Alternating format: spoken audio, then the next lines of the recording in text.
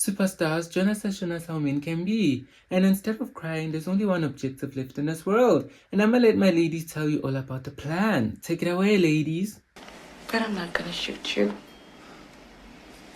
Not for myself, no. I'm gonna shoot you for all women. I don't want to destroy all of civilization. Just half.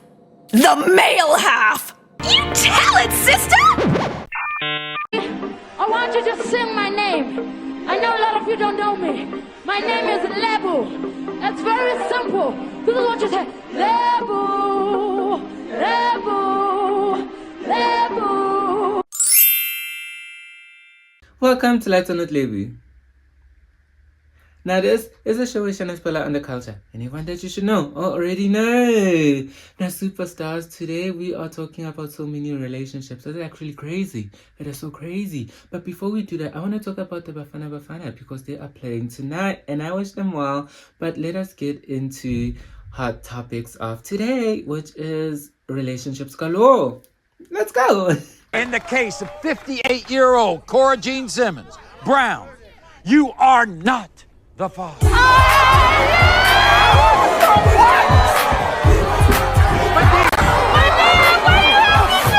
Now, superstars, like I said, we are talking about Bafana and the World Cup.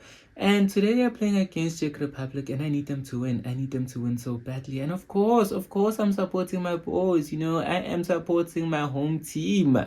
You need to, if you're not supporting the Bafana, who are you supporting? Because you're South African at the end of the day and you need to support them. But anyways, you know, I'm really not a soccer buff. I am being honest, I do not watch soccer. I do not watch soccer outside of, I think this is the first World Cup I've actually watched. Don't tell me about 2010 because I was 9 and I don't even remember what was happening. Other than Shakira. I was like, hey, Shakira. Yeah.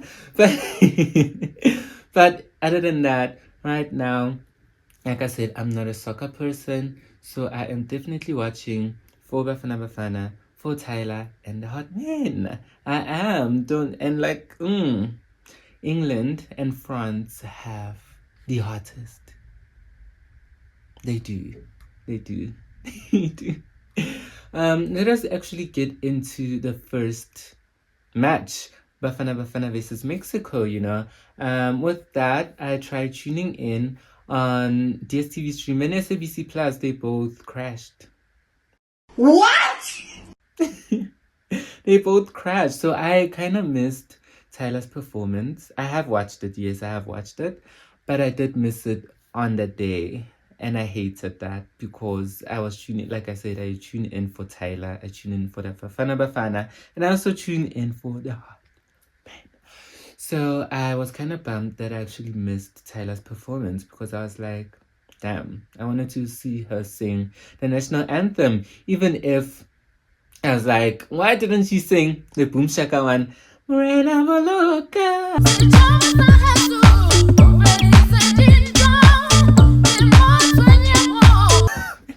Oh, however it goes.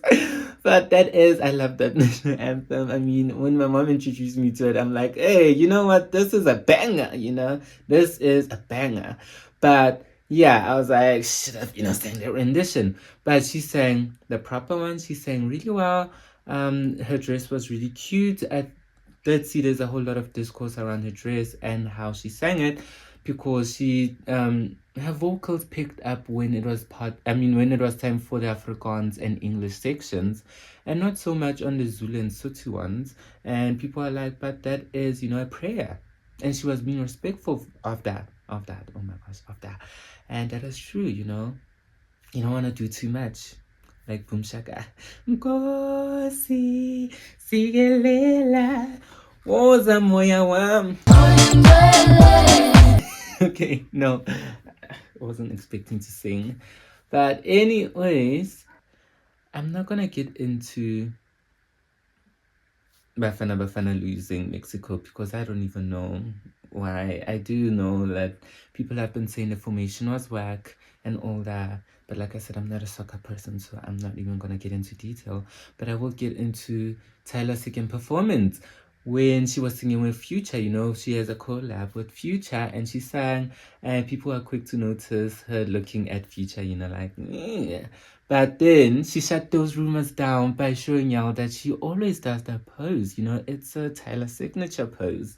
And she wasn't doing it because she is fancying Sierra's baby daddy. She was doing it because, you know, that is her signature. So, so people need to chill. You know, you need to chillax. You know, take a chill pill. But yeah. Yeah, so I do wish the boys really well for today's match. If they do lose this one, they have, you know, one last match with South Korea. But we have seen how South Korea trains.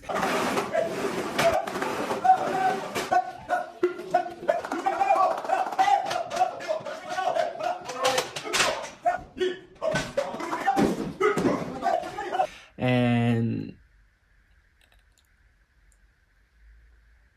I have faith in them. I have faith, you know. I will have faith, you know. I'll have immense faith, you know, faith in Getty. I will I will have faith in them. Even if I have seen them countless times on their phone, even when they're training, and I'm like, put those phones down. Put those phones down. You don't need to be on your phone. You don't need to keep up with the Kardashians on TikTok. Put those phones down. But let's move on. Superstars, let us move on.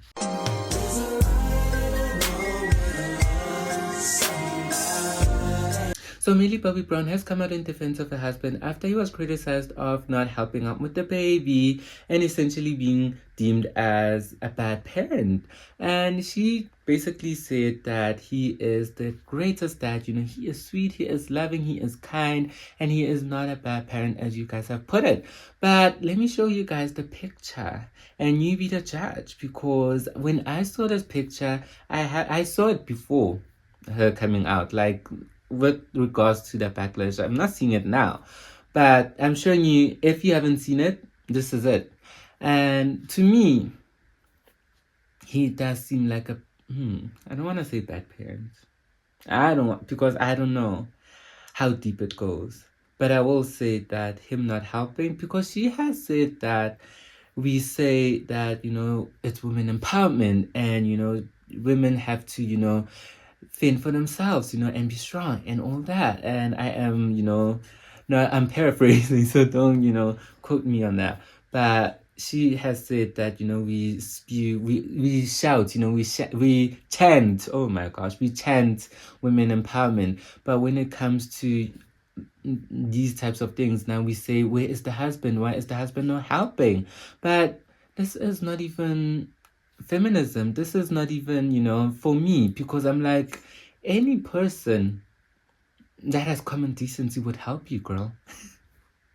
Like, let's be honest, guys. If this was your friend, if I was walking with my friend and my friend had two bags, and the you know, a bag on his shoulder, a bag in the hand, and the car seat, I'd help out. If I'm just, you know, I have one bag and the stroller, I'd help out and say, you know what, let me carry one more bag.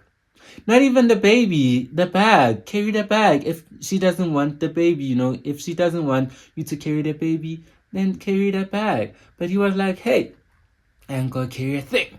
It's that thing where, actually, let's bring it back.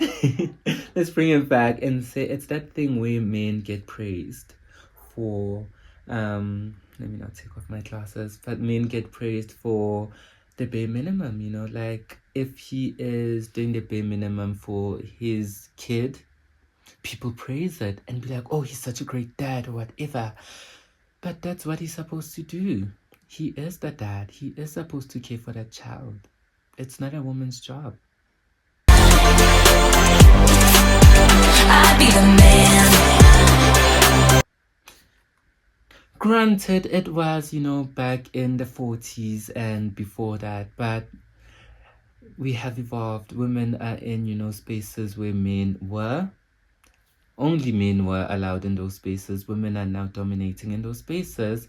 And now men aren't, you know, it's time where we are not, you know, like, I don't even know why what's this? I'm looking for a word. Why we praise the bare minimum when it comes to men. That's what she's trying to tell us, that's what she's trying to, because if we are not criticizing her man for helping out, then we should, say, yes, that is correct. He shouldn't help out because you are the woman and, you are able-bodied and can do it yourself. Even if he can help, even if not even a man's role, even if someone else, your sister, your cousin, your friend, could have also helped in that situation. That's why I say it's not even about gender roles. It was never about gender roles. And I don't know why we are talking about gender roles in this context. But let's move on, superstars. Do we need gender roles? That's perfect. I'm a woman, gender, and sexuality minor. No. I think identity is constructed by politics, it's constructed by culture, and it's constructed by history, and it changes over time. So gender roles will change over time. At one point, the color pink was not associated with women. It was actually a boy color, especially because gender roles with women, it really can be very oppressive and suppressive. And it also helps perpetuate homophobia, transphobia, and also there's intersex people. So no, I don't think we do. So Ariana Grande and Ethan Slater have broken up after 3 years of dating, and you know that this relationship was really highly controversial in the way that it started. The nature of it starting was really, it garnered so much attention, and that is because Ethan Slater was married and had a little baby, when he decided to divorce his wife for Ariana Grande, allegedly, because, they're gonna say that it wasn't for Ariana Grande, we had differences in the relationship, so maybe, But anyways, even Ariana Grande was going through a divorce at the time with Dalton Gomez, her husband at the time, and they decided, to find love on the set of Wicked, and that's why this whole thing just decided to be such a big spectacle. But then people have been saying that this breakup is because of the Rosé curse, and Rosé is Blackpink's member, and it isn't the first time that this curse has been happening. And this curse is only because also she stated in a song, there's a line where Rosé said that I hate to see you with someone new. I'll put a curse on her and you. And after that, every time she is spotted with a celeb, they break up. Their relationship crumbles. And this has happened with Katy Perry and Orlando Bloom. It has happened with Kendall Jenner and Devin Booker, which Kendall Jenner is now dating Jacob Elordi, but more on that next episode. And it also has happened with Taylor Swift and Joe Alwyn. It has happened with Gigi Hadid and Zayn Malik. It has also happened with Florence Pugh and Zach Braff. So every time Rosé is caught in a picture with you, every time Rosé is caught in a picture with a celeb, that celeb is doomed to break up. But she hates that. Rosé has spoken out and said that she doesn't like that whole joke, that running joke of the Rosé curse, and she needs y'all to did it. So, but it has happened to Ariana Grande and Ethan Slater. But Ariana Grande has also kicked off her Eternal Sunshine tour. I have watched it, and it is so gorgeous. It is amazing. I tweeted that I love the shoes. I really do. I love those Louboutin shoes, Thinking about them right now. But I really love the shoes. I love the styling of the whole tour. I love the opening, of Yes and the whole draping going up. Okay, I almost said it's going down. It's going up. And the outro of the show where she is, being lifted with the whole... What's the song?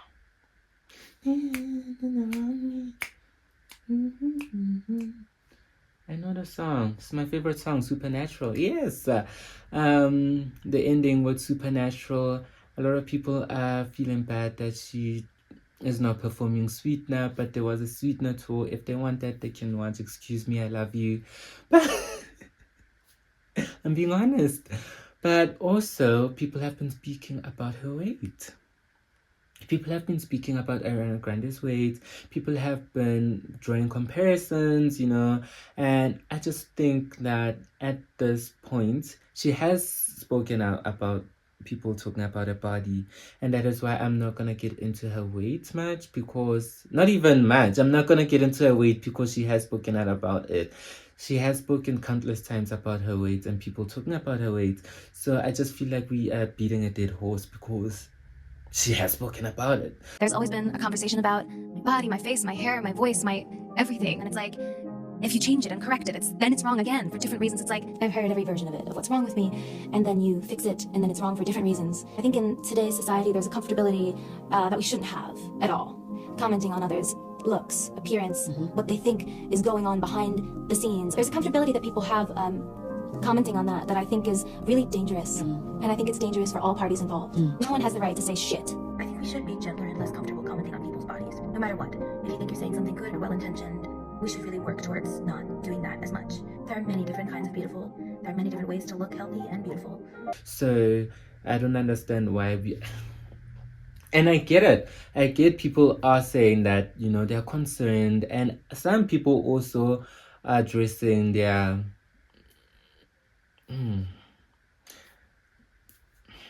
looking for a word. But their malicious intent as concern. Some don't have the best intentions when they're speaking on the issue.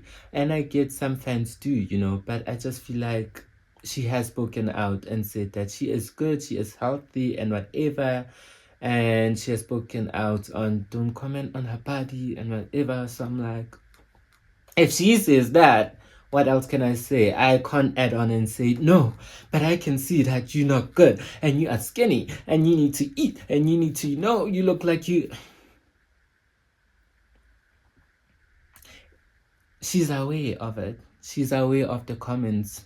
Like I said, we are beating a dead horse because she's aware that you guys make the same comments.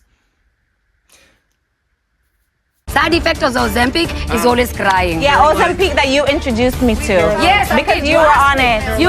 You were on it and you introduced me to. We're fighting about Ozempic right now. So Kim Kardashian and Lewis Hamilton are and have been dating for quite a while now, and they have been on everyone's lips. And Kim Kardashian, to be specific, has been on so many people's lips because of her interaction with Kimi Antonelli and his Mercedes towel.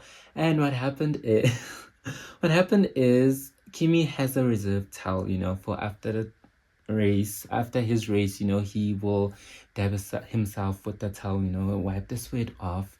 And Kim Kardashian, that is, decided, hey, my glasses are dirty, and they spilled some, champagne on it. So I want to wipe them with a towel. So I will grab Kimi's towel. This tissue is actually supposed to be for another segment, but now that they're here and, the towel is so far away, the bottom is so far away, I will use this as my towel. And I will wipe my glasses like Kim Kardashian, because my glasses are important. And that's what she did, She wiped her glasses with Kimi's towel, reserved towel. And people are like, how can she? She thinks that, what does she thinks she's so important, and she's not even supposed to be there. And this is why we don't even want, celebs to be at these places, because now all the attention is on her. One little thing though, the towel in P1 on the podium is reserved for Kimmy, not Kim. And that's just a message. And whatever. And even Mercedes and Kimi played into this whole thing where they decided, they're gonna take videos of Kimi being distraught over the towel and saying he wants his towel back and everything and crying. I don't want this towel. I'm still looking for my actual towel. Yeah. I don't have it. Why don't you have it? Don't blame me. I don't have your towel. I don't have it. And Kim Kardashian, oh my gosh, their names are confusing me now. But Kim Kardashian decided to gift Kimi with an embroidered towel that says, to Kimi from Kim. And I just feel like it is such a cute interaction. But it does play into that whole situation where people have been saying that stars shouldn't be at where their sports. I don't know if Formula One is a sport. I think it is considered a sport. It is, ne? I don't know. I don't watch. I don't watch a lot of things. I watch pop culture, and that's why I'm talking about it, because Kim is there. But if it wasn't for Kim, then I wouldn't be watching it. So, but now because Kim Kardashian is there, I am of course watching it, and I do want to say that I am saying that people have been saying that these celebs shouldn't be at their sports, and they hate that because they get more press, they get more attention, and they take away from the sport. Like, look at what happened with David Beckham and Posh Spice. Victoria Beckham right now, but Posh Spice, like it ended up being a Posh Spice service, it ended up being, her being the center of attention, and now all the paparazzi were on her, and people weren't caring about football anymore, which is, I also don't care about football, I care about her, if I was there, I'd also tune in for her, because I know David Beckham because of her. I'm being honest. I've loved the Spice Girls before I even watched David Beckham in football. So even with Travis Kelce and Taylor Swift, the camera would pan to Taylor Swift, and American football fans would be, enraged and be like, but we want to see Travis Kelce and the team. We don't want to see Taylor Swift. This is not a Taylor Swift show. If we wanted to see Taylor Swift, we'd gone to her concert. So that's what happens. And now with Kim Kardashian too, she has been like, when I tell you that the paps have been on her, they have been on her like the plague. But what I want to say is the relationship is cute. Do I think it'll last? Only time will tell, darling. Only time will tell. It is cute, and the Kardashian curse has ensured that Hamilton won his, I don't know, Formula One, so I need to read it. Barcelona Catalunya Grand Prix. Yes. So he won that, and I think this is his first win with Ferrari, right? The red team, that's what they call it, Ferrari. Yes, this is his first win, and people were so excited, and they're like, whatever Kim Kardashian and Kris Jenner are doing, they need to keep it up, they need to keep it up. Clearly the Kardashian curse is working in his favor, because Kimi Antonelli got a mechanical failure, right? Mechanical breakdown during that whole victory thing. But yeah, superstars, let's move on. Superstars, lastly, I want to talk about The Polygamist, because I watched it, and what a show.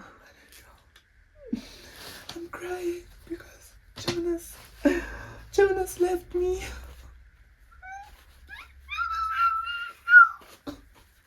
Oh my god. Jonas left me.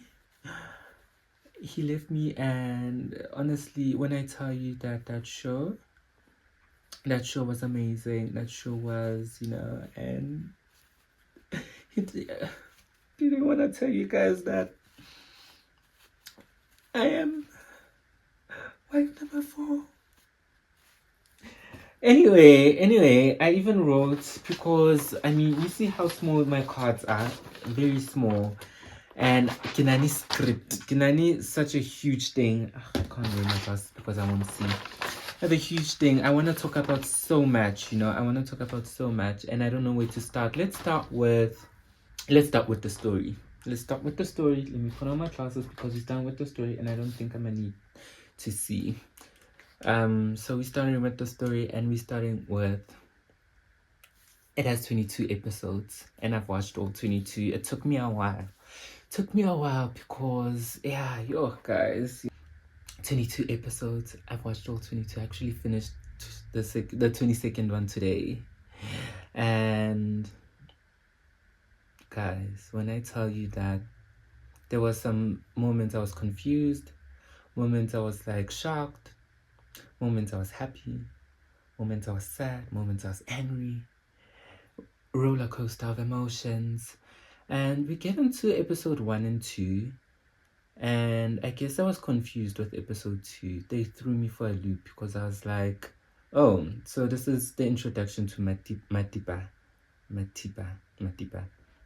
And I'm like, oh, okay, that throws me because, okay, I'm already getting into the storyline in episode 1, you know? I'm getting used to the characters, I'm getting used to, and then now it's like, Wutu, Rekai Manji, you know, where are we? And then, okay, you find out that, okay, I'm introduced to, you know, the first side chick, you know? And when I tell you that Matiba had the greatest character development for me personally, I feel like in the first few episodes, I hated her. I was like, hey, Batung, this girl, and unesbindi. But then later in the season, you see her just mature, you know, you just see her be this person, and I'm just like, you know what, girl, I love you now. I really do love you now. But we get into that whole situation with Matipa and Jonasi. Now I think the name Jonah is cursed because even in the Bible, when God asked Jonah to go to Nineveh, he decided he will run away and go to Tarshish. So, but Jonah, they are a problem, guys. They are a problem. If your name is Jonah, and let me know if you are a good guy, because Nkari you are not. But you know, we get introduced to his side chicks and his wife and everything. So, you know, Joyce is his wife. That's what we know from episode 1, you know, and 2. Joyce is his wife. They're having problems, you know, and he is now with Matiba. We get introduced, like I said, 1 and 2, it threw me for a loop because, okay, I'm like, okay, 1, I'm seeing now 2 is the backstory of Matiba, and I'm like, oh, okay, we're doing that. Okay, let's do that. And Matiba, I learned that she's a girl that is climbing her way to the top. You know, she used Magesh to get to Jonah so that she can get the corner office. You know, that's like corner office. The girl wants the corner office. And then subsequently be his wife, get the monies, get the riches, be alone in that marriage and whatever. But I just feel like with Jonah, in that situation, before I learned the other things, I just felt like because of when he decided he wants the divorce, you know, and Joyce was signing the divorce papers, and then they ended up and then he changed and now was in love with her and just wanted to stay with Joyce again and didn't care about Matipa anymore. And I was like, okay, now this is giving the psyche of an unsatisfied man, because, you know, with unsatisfied men, it's not even a thing where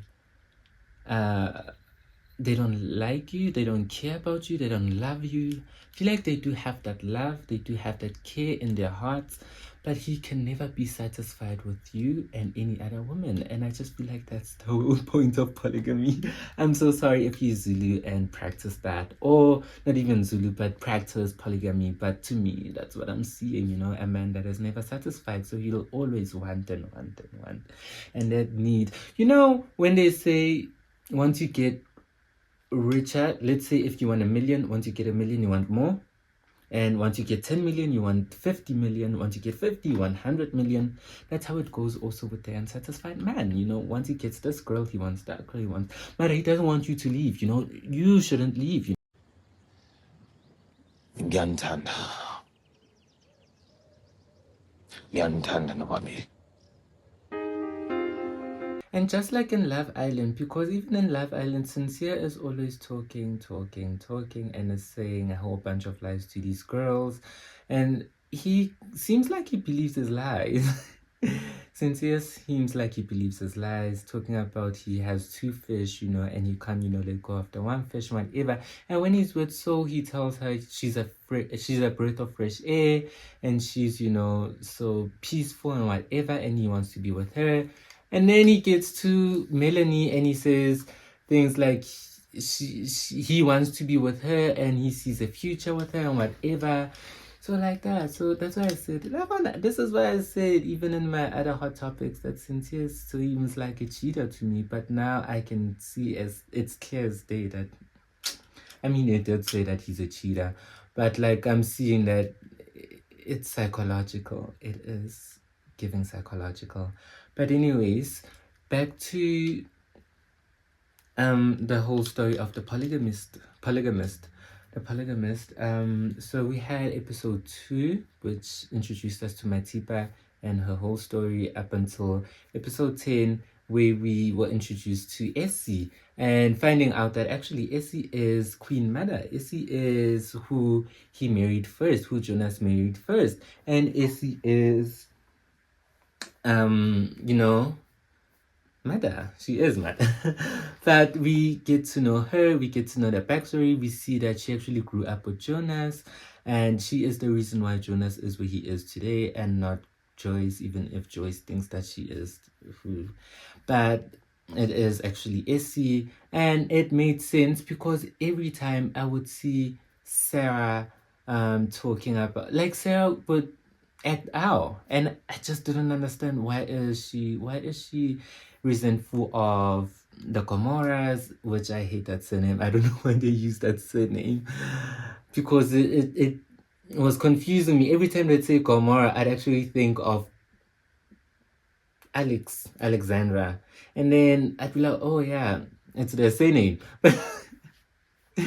But every time, she would get rubbed the wrong way, and then we find out later that, oh, she is actually Jonas's daughter, but kept a secret. So she is acting up because she has daddy issues, because she is, being hidden. And you see it be portrayed as, she really has this want and longing for her dad, not knowing that her dad is actually a piece of, but and it goes back to that thing where, where you think, you look at, when they say the grass isn't greener on the other side, where you look at other kids and be like, oh, it must be nice growing up with a dad, it must be nice.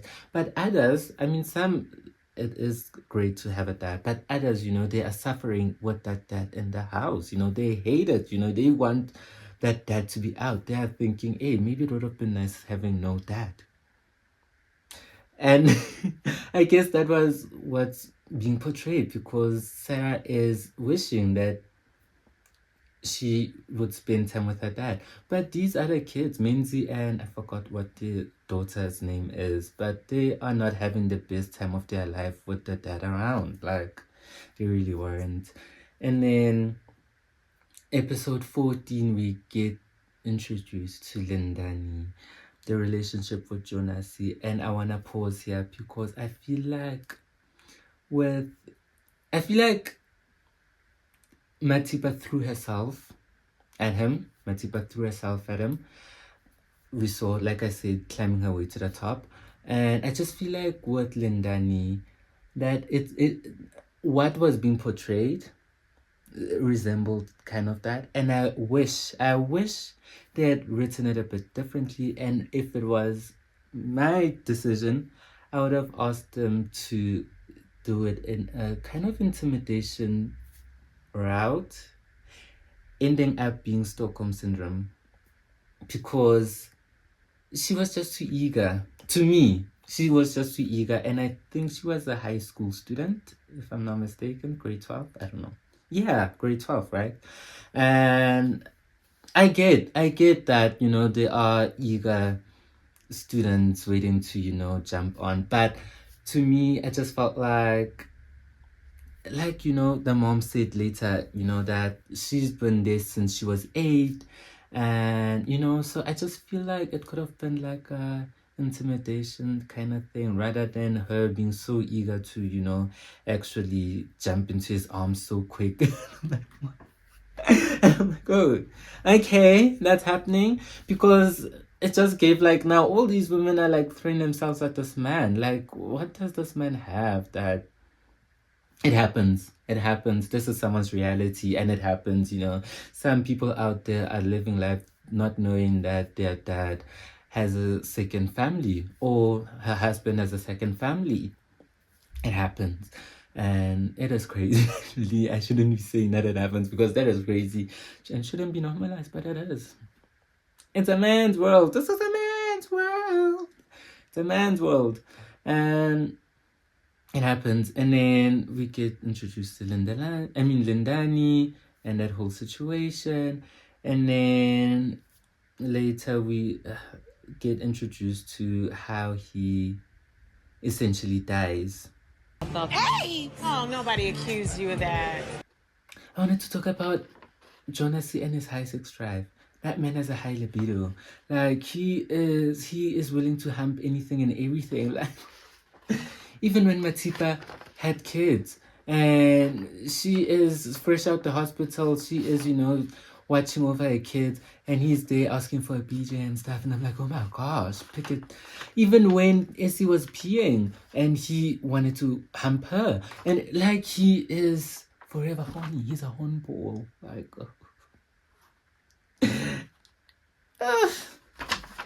wait a king. And I like I wanted to say that I really did like what Matipa said when he abused her and Joyce, and she was like, no doctor will fix what Jonas has done to me, what Joy has done to me, which is so sad and such a sad reality for so many women, like you get broken down to so many pieces that you don't even think that, you can continue with, because you forever have the scars, and not even the scars physically, I mean the scars emotionally. Like physically heals, but emotionally you can never heal. You can never heal truly 100%. Like Beyonce once said, trust is like a mirror. You can fix it if it's broke, but you can still see the crack in that motherfucker's reflection. I do want to speak on the ending. That was such a great twist, knowing that Joyce already tried to kill him and he survived, and then she succeeded, and hell hath no fury like a woman scorned. It played out in my mind when that was happening, because it really doesn't. Like, I feel like, yeah, with the king, she was genoeg, she was tired, she was, oh my gosh, no, she was tired, but I do want to touch on now the backstory of the whole thing. Oh, I do want to say that the casting looked really great. Some people, devoured their roles. I do want to say I saw Sophie Ndaba for a split second in the first episode, and I'm like, oh my gosh, she looks so good. She, took me back to her Queen Morocca days. Even her accent, even her voice, it sounded like Queen Morocca, because and I was just like, oh my gosh, my girl, the inspiration. And then Kuku Kumete also, I want to speak on Kuku Kumete and she devoured this role, and she did say that after getting the gastric bypass, she is able to book the roles that she wants, because she entered when she was 23 is what she said. And remember, she was in Mamlambo, and I guess she says she was 23 when she was playing Mamlambo. They cast her as an old woman, so it's not gonna be wrong when I say she did look old, because that's the thing that they were going for, an old woman, and she really didn't look her age. I remember when it came out that she was young, and I think people were saying she's younger than Mapule in Rhythm City, and it was a shocker because she didn't look young in Uzalo, but she looks amazing in this role. She looked really amazing, and I'm glad that now she can book the roles that she wants, and book younger roles and not be cast as an older person when she's young. I also want to talk about the Kwanele Mtetwa. I don't know why I'm reading these people, because I know them, but Kwanele Mtetwa, I want to speak on her and how she devoured the Matipa role, because like I said, she had the best character development, and she ate it up, because I hated her in the first episodes, but then loved her. And I even laughed at a joke and was like, "Sichezelani," because why are we cheersing? Like, what is there to cheers? Like, Joyce, this isn't the time to be cheersing. But I really did. And then I also did love Celestine Dooley. I really love Celestine Ntuli. Celestine Ntuli is funny. She is a comedian. And when she was and when her boyfriend was like, how much uzoyapi? She was like, Fu nugutu uzoyapi. I was laughing at that. You know, like I said, this show was funny, was sad, was made me angry. It was, you know, Sunyati. This is Sunyati's actually first book. This is her first book that she published back in 2012. And she said she wrote it because of the polygamy surrounding her family, you know, inside her family that was surrounding her. And that's where she got the inspiration from. And the producers who adapted it are people who are also from a polygamous family. Kuku Zumaga Ngube and also Tuli Zuma. They are from Jacob Zuma and that polygamy. So it is amazing what fate can do. It really is Superstars. This is fate. And look how big it is, because Sunyati said that it wasn't getting picked up. No one would pick it up. No one did. And look at it right now. It's shining. But I do say that I don't want a part 2. I'm sorry. I don't want a season 2. I don't know where it will take us. And I wouldn't watch it. Maybe I would. But I don't see where it would go. Like The Sun doing exactly the same. No one wants to see Jonas and his tricks again. So, you know, good riddance to Jonas.